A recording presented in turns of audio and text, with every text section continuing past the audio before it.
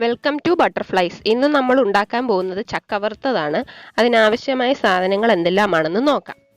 ചക്ക ആവശ്യത്തിന് എടുക്കുക. ഞാൻ ഈ ഒരു വലുപ്പത്തിലാണ് അരിഞ്ഞെടുത്തിരിക്കുന്നത്. കട്ടി കുറഞ്ഞ ചക്കയാവാൻ ശ്രദ്ധിക്കണം. കട്ടിയുള്ളതാണെങ്കിൽ അതിൻ്റെ ഉള്ളു വേവത്തില്ല. വിളഞ്ഞ ചക്കയും ആയിരിക്കണം.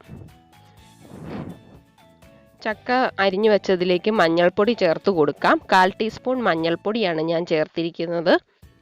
1/4 ടീസ്പൂൺ മഞ്ഞൾപ്പൊടി കൂടി ചേർത്ത് കൊടുക്കാം. ഞാനിവിടെ ഇപ്പോൾ 1/4 ടീസ്പൂൺ മഞ്ഞൾപ്പൊടിയെ ചേർക്കുന്നുള്ളൂ. ബാക്കി എണ്ണയ്ക്കകത്താണ് ചേർക്കുന്നത്. ഇതിനെ നന്നായിട്ട് മിക്സ് ചെയ്ത് കൊടുക്കുക. മിക്സ് ചെയ്ത് ഒരു അരമണിക്കൂർ റെസ്റ്റ് ചെയ്യാൻ വെക്കണം.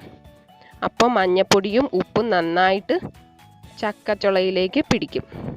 അപ്പോൾ ഇതിനി ഒരു അരമണിക്കൂർ റെസ്റ്റ് ചെയ്യാൻ വെക്കാം. ഇപ്പോൾ ഒരു അരമണിക്കൂർ ആയിട്ടുണ്ട്. ഇതുപോലെ നന്നായിട്ട് മഞ്ഞൾപ്പൊടിയും ഉപ്പും ചക്കച്ചുളയിലേക്ക് പിടിക്കും. ഒരു പാൻ എടുക്കുക. അതിലേക്ക് കുറച്ച് എണ്ണ ചൂടാക്കാൻ വെക്കുക. എണ്ണ ചൂടായതിനു ശേഷം കുറച്ച് ഉപ്പ് കൂടി അതിലേക്ക് ചേർത്ത് കൊടുക്കുക. അതിന് ശേഷം വേണം ചക്കച്ചുള ഇട്ട് വറുത്ത് എടുക്കാനായിട്ട്.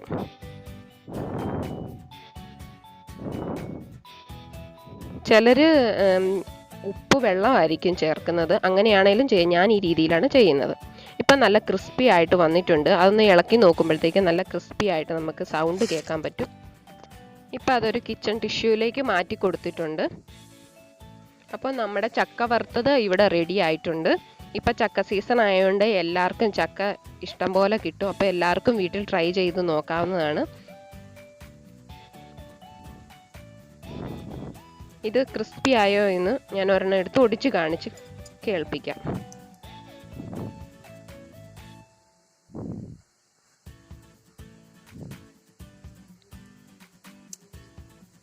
കണ്ടോ, നല്ല ക്രിസ്പി ആയിട്ടുണ്ട്. അപ്പോൾ വീഡിയോ ഇഷ്ടമായാൽ ലൈക്ക് ചെയ്യാനും സബ്സ്ക്രൈബ് ചെയ്യാനും ഷെയർ ചെയ്യാനും കമൻറ്റ് ചെയ്യാനും മറക്കരുത്. Thanks for watching.